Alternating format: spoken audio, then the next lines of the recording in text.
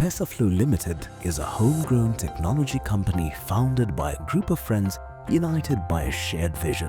What began as a simple idea has evolved into a trusted solutions provider, delivering innovative digital platforms that empower governments, businesses, and citizens. Africa is rising, but for too long progress has been held back by friction. We saw businesses struggling with slow processes, manual invoicing, institutions losing revenue through inefficient collections, and governments facing challenges with transparency. We knew that there had to be a better way for this to be addressed, and hence Pesaflow was born from this challenge. Our mission is simple, yet it is very ambitious: to empower Africa's growth engines, to be able to provide governments, institutions, and also businesses with secure, automated digital payment solutions. With a focus on efficiency, transparency, and user-centered design, Pesaflow has grown into a key player in the digital economy, building systems that simplify payments, enhance accountability, and create lasting impact. So on the onset, when we were starting, it was all of us were in a learning experience. You are trying to refine fintech, you're trying to refine service automation, and somewhere in there, we were able to discover that this can go beyond just digitizing services in Kenya. In 2020, it could be a coincidence because of the impact the COVID pandemic had globally. We were doing South Sudan, we were doing Sierra Leone, and Malawi also joined the board. In Malawi, we successfully launched the business registry, which went live in 2022. And since then, we have extended that scope to include the beneficial owners registry. We have stamp duty is also live in Malawi, and we are a gateway in Malawi. So technology we have and the experience we've had across African countries. We have identified some constant formulas that we can apply in these countries, guided by the acts that are in place or the regulations or the laws that are in place, and of course the operations guidelines that they have in those territories. What we have seen happen is the convenience of being able to log in somewhere remotely, request for a government service, pay for that government service, and get approvals remotely and then download your permit.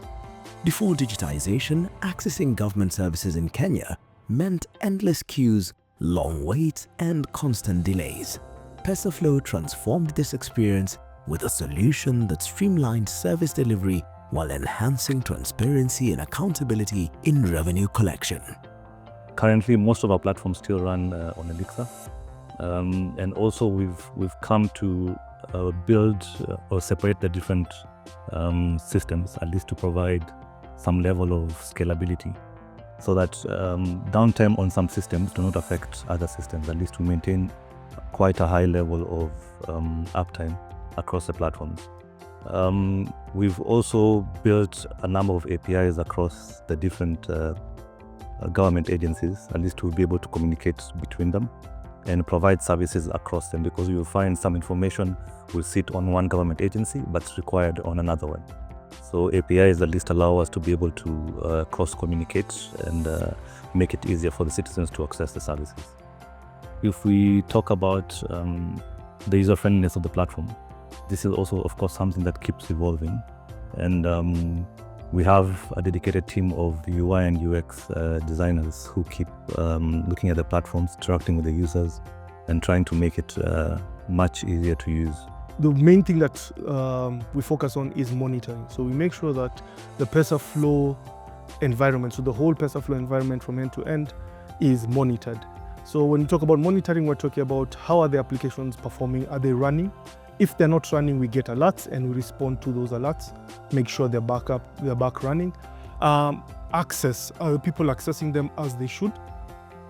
If there are any anomalies in the access, we respond to that. One of the things about Pesaflow is that we are regulated and we are compliant. We have a sort of a lab where we try out things before we pass them on to production. So we try as much as possible to go out and research and find out the best possible technologies that we can use for the platform, and we test them rigorously before we implement them on the system. Once we have onboarded a client, depending on the type of client, what we have found is we sometimes have to go to the client and train them on certain aspects of how we do things, give them advice on security, help them with certain tasks that they have, help them build systems that make their systems more secure, implement some of our security solutions at the customer's premises to make sure that they are as secure as they can be. It's been quite a journey in a number of years for us to be able to get to the scale that we are now. We have to be thankful for the opportunities that we've had. They've helped us grow quite a bit. And when you move to other markets, usually you find that other governments or other clients will embrace us because of the success we've had in this market. So we're very thankful for the opportunity to be able to do that.